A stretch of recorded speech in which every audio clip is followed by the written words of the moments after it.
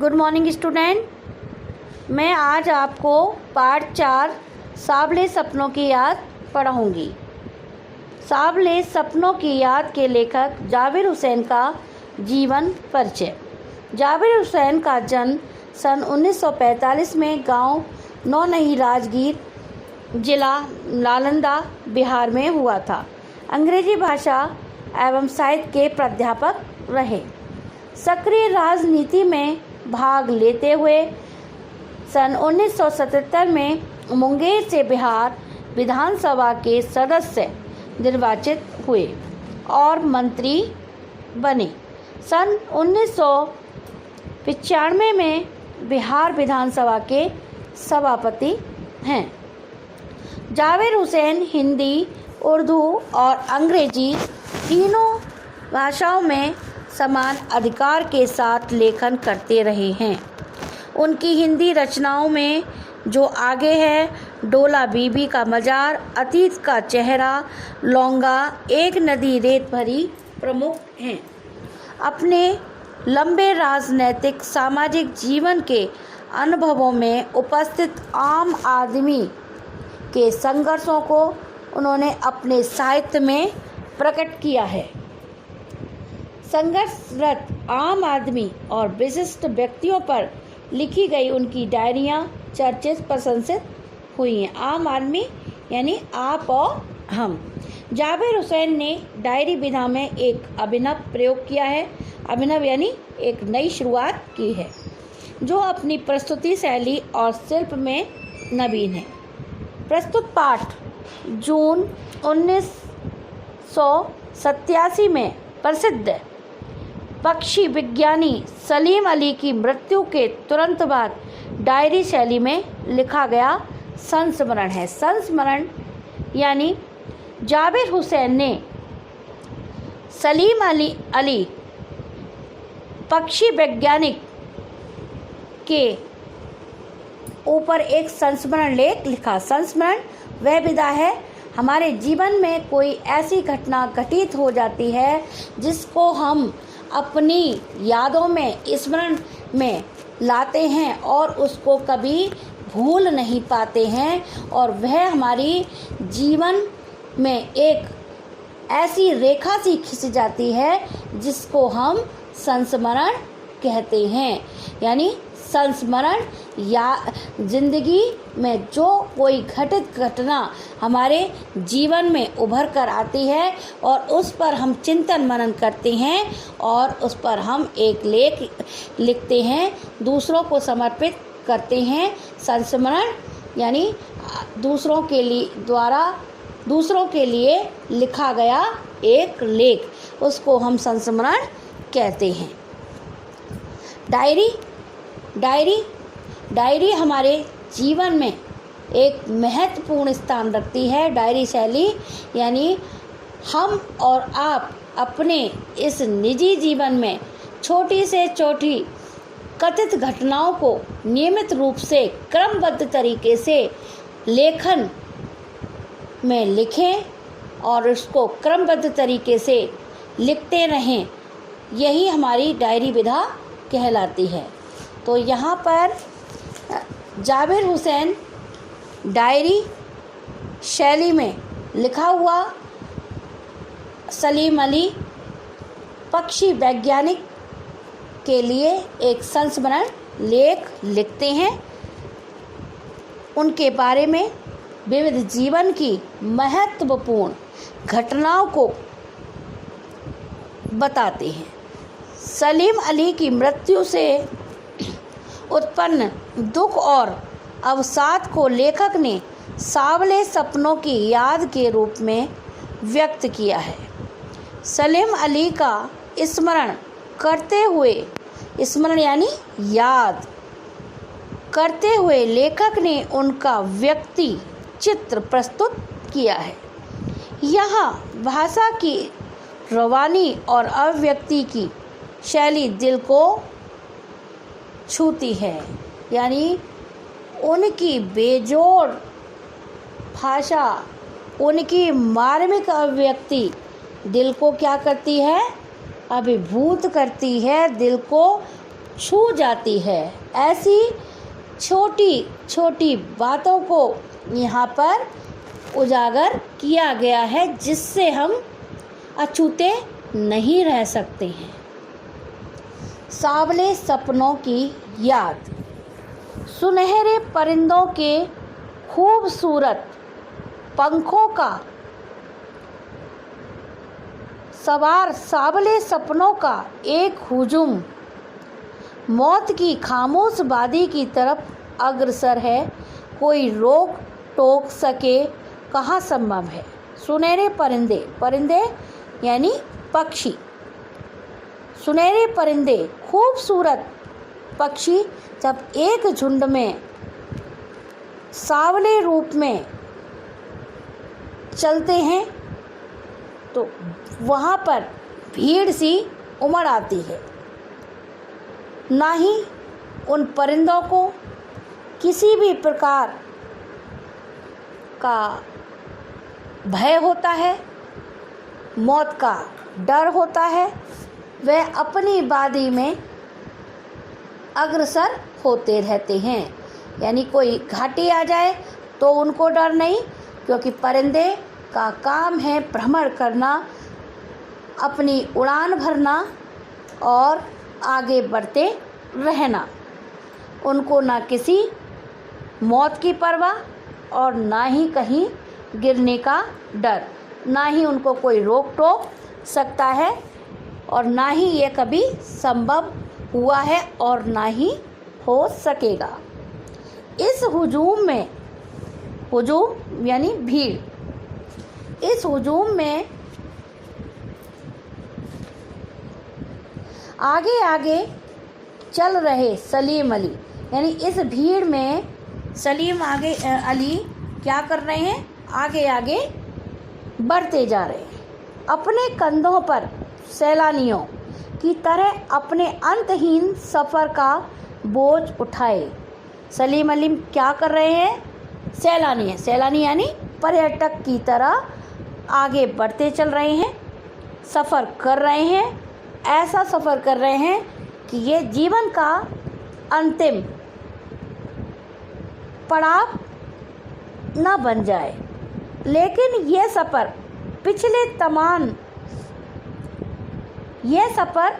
तमाम सफ़रों से भिन्न है। ये सफ़र कैसा है, जो जीवन में हमने बहुत से सफ़र यात्राएं की हैं, उससे ये क्या है, बिल्कुल अलग है, भिन्न है। भीड़ भाड़ की ज़िंदगी और तनाव के माहौल से सलीम अलीम का ये आखिरी पलायन है। इस ज़िंदगी में हम हमेशा भाग दौड़ की होड़ में लगे रहते हैं, एक दूसरे से प्रतिस्पर्धा की होड़ में लगे रहते हैं। माहौल ऐसा ही बना रहता है। हमें अपने निजी जीवन, अपनी सोच, अपने विचार के लिए समय ही नहीं मिल पाता है। तो यहाँ पर सलीम अली का ये आखिरी पलायन है, आखिरी पड़ाव है। अब तो वो उस वन पक्षी की तरह प्रकृति में विलीन हो रहे हैं। वन पक्षी जो वन में पक्षी है और उसकी तरह क्या कर रहे हैं, इस प्रकृति को देख रहे हैं, प्रकृति में विलीन हो रहे हैं, उसकी छटा को देखकर खुश हो रहे हैं, उसी में मग्न होते चले आ रहे हैं। कौन, सलीम अली, जो जिंदगी का आखिरी गीत गाने के बाद मौत की गोद में जा बसा हो। यानी जीवन का आखिरी गीत गाते गाते, यानी अपनी जीवन लीला समाप्त होने से पहले इस प्रकृति की छटा में समा गया हो। कोई अपने जिस्म की हरारत यानी उष्णता या गर्मी, हरारत यानी उष्णता या गर्मी, कोई जिस्म की हरारत और दिल की धड़कन देकर भी उसे लौटाना चाहे तो वह पक्षी अपने सपनों के गीत दोबारा कैसे गा सकेगा। यानी कोई पक्षी एक बार गीत गाता है और उसको चाहे हम अपना दिल धड़कन उसे लौटा दें, उसको किसी भी तरीके से दोबारा गाने को कहें तो कोई कैसे गा सकेगा। तो पक्षियों की दुनिया, पक्षियों का ज्ञान एक वैज्ञानिक, पक्षी वैज्ञानिक ही कर सकता है, उसकी बातों को समझ सकता है। ऐसा ही यहाँ पर सलीम अली ने किया और इस हुजूम में, इस भीड़ में वह आगे निकल पड़े। मुझे नहीं लगता कोई इस सोए हुए पक्षी को जगाना चाहेगा। बरसों पूर्व खुद सलीम अली ने कहा था कि लोग पक्षियों को आदमी की नज़र से देखना चाहते हैं। सलीम अली ने कहा कि लोग यानी मनुष्य पक्षियों को अपनी ही नज़र से देखना चाहते हैं। ये उनकी भूल है। ये क्या है उनकी भूल? ठीक उसी तरह जैसे जंगलों और पहाड़ों, झरनों और आबशारों यानी झरना, आबशारों को वे प्रकृति की नज़र से नहीं, आदमी की नज़र से देखने को उत्सुक रहते हैं। भला कोई आदमी अपने कानों से पक्षियों की आवाज़ का मधुर संगीत सुनकर अपने भीतर रोमांच का सोता यानी झरना फूटता महसूस कर सकता है। कोई भी आदमी पक्षियों की आवाज़ सुनकर अपने मन में एक मधुर संगीत का सोता यानी झरना सुनना महसूस कर सकता है। एहसास की ऐसी ही एक ऊबड़ खाबड़ ज़मीन पर जन्मे मिथक का नाम है सलीम अली। मिथक किसे कहते हैं, इसको आप ध्यान से सुनिए और समझिए। मिथक प्राचीन पुराकथाओं का तत्व, प्राचीन कथाओं का तत्व जो नवीन यानी नई स्थितियों में नए अर्थ का वहन करता हो। यानी मिथक प्राचीन पुरानी कथाओं का एक तत्व है, एक निचोड़ है जो नई स्थितियों में नए अर्थ को वहन करता है, नई स्थिति को बतलाता है। उसे हम क्या कहते हैं, मिथक। तो मिथक के बारे में आप अच्छी तरीके से समझ लीजिएगा। मैंने आपको 2 बार बता दिया कि मिथक क्या होता है। ठीक बच्चों, पता नहीं इतिहास में कब कृष्ण ने वृंदावन में रास लीला रची थी और शोक गोपियों को अपनी शरारतों का निशाना बनाया था। इस इतिहास में कृष्ण के बारे में बताया है कि वृंदावन में किस तरीके से श्री कृष्ण रास लीला रचते थे। शोक यानी चंचल, गोपियों को अपनी शरारतों का निशाना बनाया करते थे। कब माखन भरे भांडे फोड़ देते थे, माखन से भरे मिट्टी के बर्तनों को फोड़ दिया करते थे, इसका कुछ भी नहीं पता। दूध और छाली से अपने मुंह भरे थे, यानी कृष्ण मिट्टी के बर्तनों में जो माखन भरा हुआ है उसको खा लेते थे शरारतों के द्वारा और उनको फोड़ देते थे और क्या करते थे, अपने मुंह पर लगा लेते थे। कब वाटिका में छोटे छोटे किंतु घने पेड़ों की छांव में विश्राम किया करते थे। और ये किसको पता, इतिहास कहता है कि श्री कृष्ण कब घने जंगलों में विश्राम किया करते थे। कब दिल की धड़कनों को एकदम से तेज करने वाले अंदाज में बंसी बजाई थी। श्री कृष्ण ने गोपियों के लिए तेज धड़कनों को रोकने वाली, एहसास कराने वाली तेज बंसी कब बजाई थी। और पता नहीं कब वृंदावन की पूरी दुनिया संगीत में हो गई थी। पता नहीं ये सब कब हुआ था। इतिहास इसका साक्षी है। इतिहास इसको बताता है कि श्री कृष्ण जब इस धरती पर आए तो उन्होंने अपनी रास लीला से गोपियों को किस तरीके से सम्मोहित किया था, किस तरीके से उन्होंने मिट्टी के भाट बर्तनों को तोड़ दिया था, उसमें से माखन को खाया, कब उन्होंने पेड़ पौधे बगीचों में विश्राम किया, इसका कुछ भी पता नहीं। लेकिन कोई आज भी वृंदावन जाए तो नदी का सांवला पानी उसे पूरे घटनाक्रम की याद दिला देगा।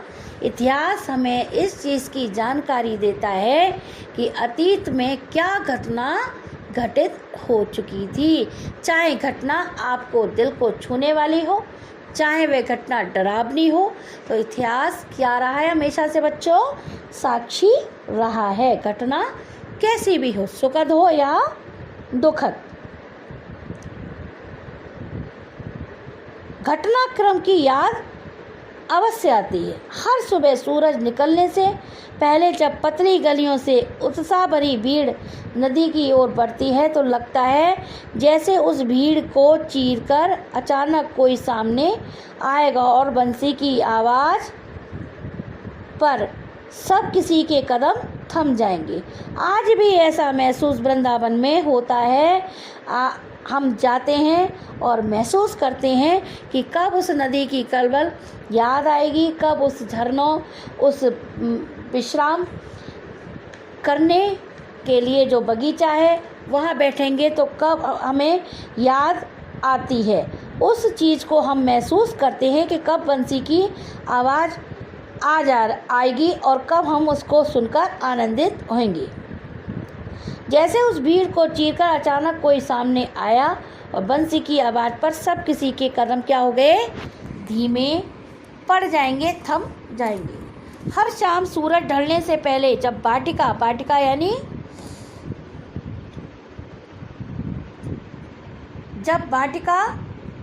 वाटिका यानी बगीचा, वाटिका का माली सैलानियों को हिदायत देगा, सैलानी यानी पर्यटकों को हिदायत देगा, उसके बारे में आपको समझाएगा। जैसे बस कुछ ही क्षणों में वो कहीं से आ टपकेगा और संगीत का जादू वाटिका के भरे पूरे माहौल पर छा जाएगा। वृंदावन कभी कृष्ण की बांसुरी के जादू से खाली हुआ है क्या? वृंदावन कभी भी कृष्ण की बांसुरी से खाली नहीं हुआ। इतिहास इसका साक्षी है। आज से लेकर अंत तक भी यही प्रक्रिया महसूस हर सैलानी को होती रहेगी, क्योंकि हमारी भावना हमेशा से इतिहास पर टिकी रही है, क्योंकि इतिहास जो हमें बताएगा उसी पर हम मनन चिंतन करते हैं। मिथकों की दुनिया में इस सवाल का जवाब तलाश करने से पहले एक नज़र कमज़ोर काया वाले उस व्यक्ति पर डाली जाए जिसे हम सलीम अली के नाम से जानते हैं। मिथक की दुनिया में इस जवाब को तलाशने वाले उस व्यक्ति के बारे में हमें जानना चाहिए कि सलीम अली क्या थे। उम्र की सदी तक पहुंचने में थोड़े ही दिन तो बच रहे थे, यानी हमारी उम्र घटती जा रही थी और उस पड़ाव पर पहुंच रहे थे सलीम अली जहां पर इस प्रकृति की गोद में हमें समा जाना पड़ता है।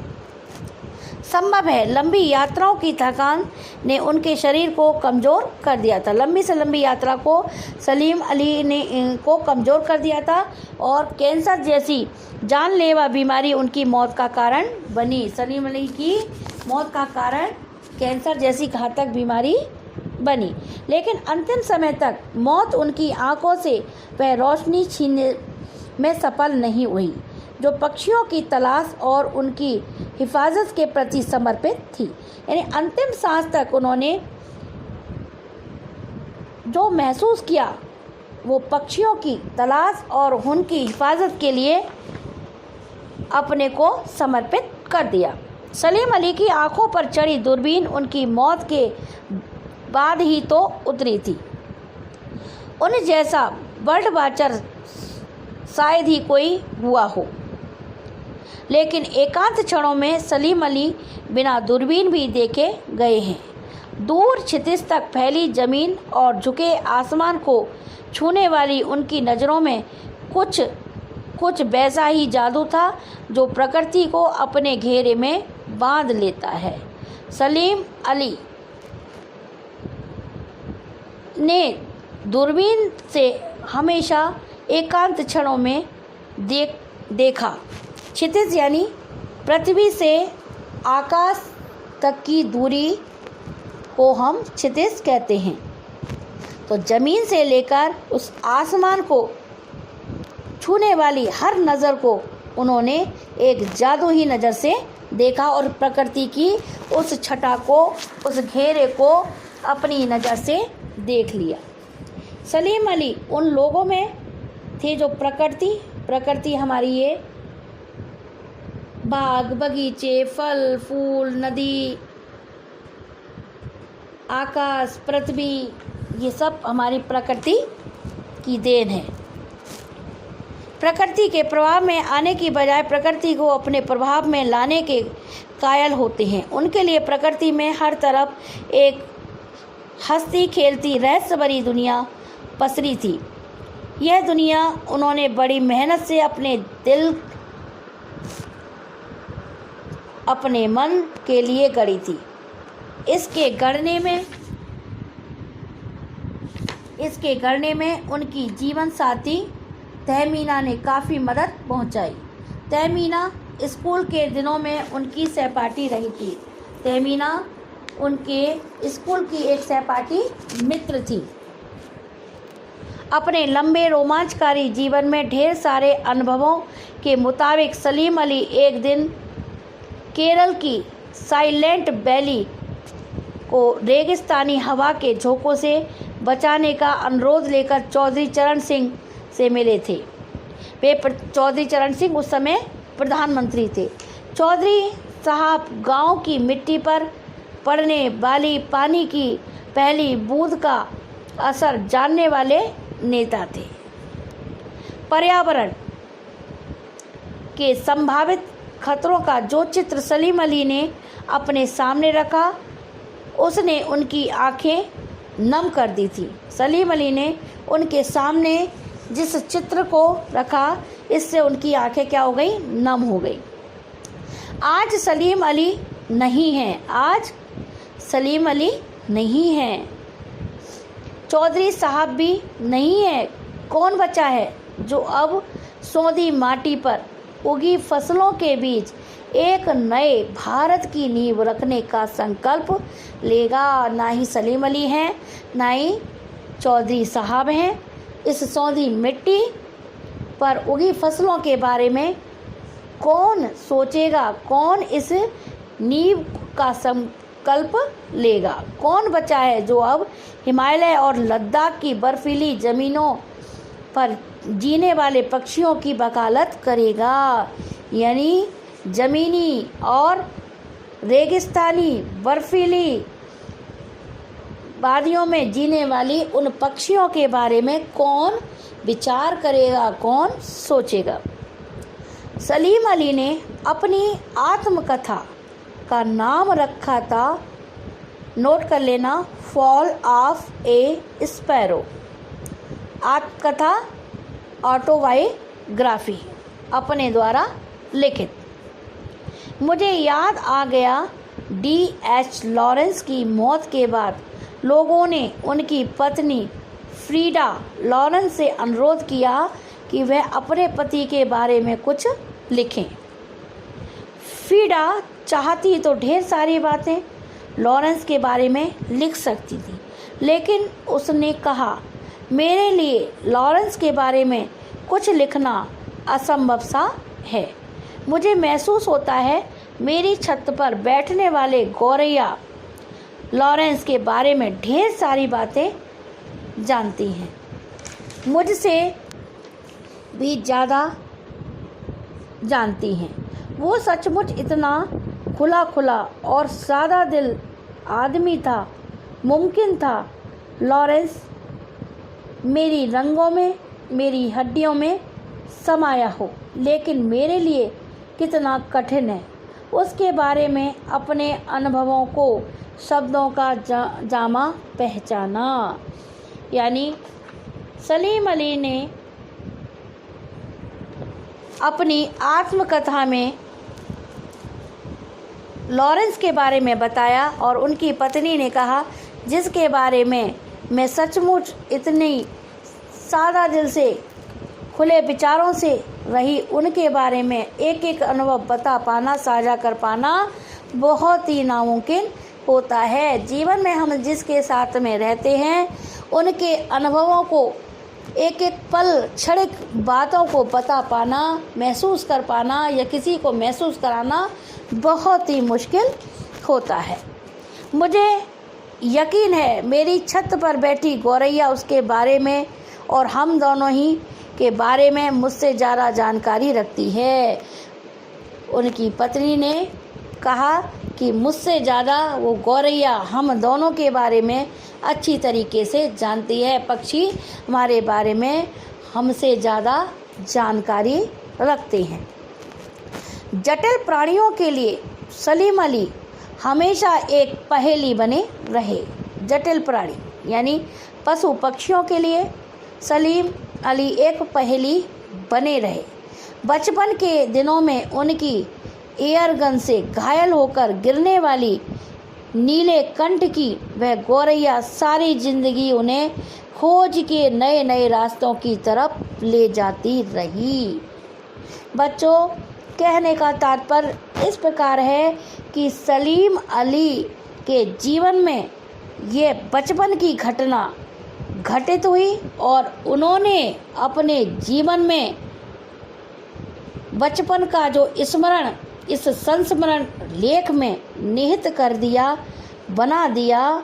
किस तरीके से नीले रंग की गौरैया उनकी ईयर गन से गिर जाती है, घायल हो जाती है और उसके लिए उन्होंने सारी ज़िंदगी खोज की, नए नए रास्तों की तरफ ले जाते रहे। जिंदगी की ऊंचाइयों में उनका विश्वास एक क्षण के लिए भी डिगा नहीं, यानी वे आगे की तरफ बढ़ते जाते रहे और जो घटना उनके जीवन में हो चुकी थी उसको मद्देनज़र रखते हुए आगे उस ऊंचाइयों पर बढ़ते जा रहे थे। और इस पक्षियों के बारे में उन्होंने किस तरीके से एक अलग दुनिया सोची, विचार किया कि पक्षियों की दुनिया किस प्रकार की होती है। वो लॉरेंस की तरह नैसर्गिक जिंदगी का प्रतिरूप बन गए थे। लॉरेंस की तरह इस जिंदगी का एक प्रतिरूप बन गए थे। सलीम अली प्रकृति की दुनिया में एक टापू बनने की बजाय अथाह सागर बनकर हमारे सामने आते हैं। एक छोटा टापू बनने की बजाय हमारे लिए एक बड़ा सागर कैसा होता है, विशाल। टापू कैसा होता है, छोटा। तो उनका हृदय कैसा था, सागर के समान। यानी इस समाज, इस दुनिया, इस संसार को जिसकी तरफ हमारी नज़र नहीं जाती उसको हमारी तरफ उस रुझान बढ़ाना और दिखाना, यह उनकी एक नैसर्गिक चाहती ज़िंदगी का सबसे बड़ा अनुभव था। जो लोग उनके भ्रमणशील स्वभाव, उनकी यायावारी से परिचित हैं, उन्हें महसूस होता है कि वो आज भी पक्षियों के सुराग में ही निकले हैं। जो लोग उनके बारे में जानते हैं, भ्रमणशील यानी पर्यटक थे, एक स्थान से दूसरे स्थान पर भ्रमण करना, उनके स्वभाव के बारे में जानते हैं, उनकी यादगार के बारे में जानते हैं, तो वो आज भी उन पक्षियों के सुराग में ही निकलते हैं और बस अभी गले में लंबी दूरबीन लटकाए अपने खोजपूर्ण नतीजों के साथ लौट आएंगे। सलीम अली अपने गले में लंबी दूरबीन के साथ एक नई खोज के लिए आगे बढ़ते हुए लौटकर आ जाएंगे। जब तक वो नहीं लौटते, क्या उन्हें गया हुआ मान लिया जाए? मेरी आंखें नम हैं, सलीम अली तुम लौटोगे ना। तो यहाँ पर लेखक जावेद हुसैन ने संस्मरण के द्वारा इस लेख को समझाया कि किस तरीके से सलीम अली ने पक्षी वैज्ञानिक पक्षियों को जानने की उत्सुकता उनके बारे में किस प्रकार आगे बढ़ते रहे और अपनी खोजबीन जारी की। और इस लेख के संस्मरण के द्वारा यहाँ पर जावेद हुसैन ने हमें बताया कि पक्षियों की दुनिया किस प्रकार होती है। तो बच्चों, यह पाठ यही समाप्त होता है। आपसे मैंने पिछले टर्न पर भी कहा कि आप अपना होमवर्क सबमिट कराइए। आप अपना होमवर्क जल्दी से जल्दी सबमिट कराइए। इस पाठ के क्वेश्चन आंसर मैं आपको दे रही हूँ, वो आपको करने हैं। ठीक। और बच्चों, मैंने आपको पार्ट 4 तक पढ़ा दिया है, तो पार्ट 1 के आप क्वेश्चन आंसर ईमानदारी से एक पेज पर लिखकर उसके आंसर को याद करना, जैसे आपका टेस्ट हो रहा है। आप याद कर लिखना और मुझे सेंड करना। ठीक है। आपकी जो भी गलती होगी उसको मैं देख लूँगी। तो आप पार्ट 1 के क्वेश्चन आंसर का टेस्ट देंगी। धन्यवाद।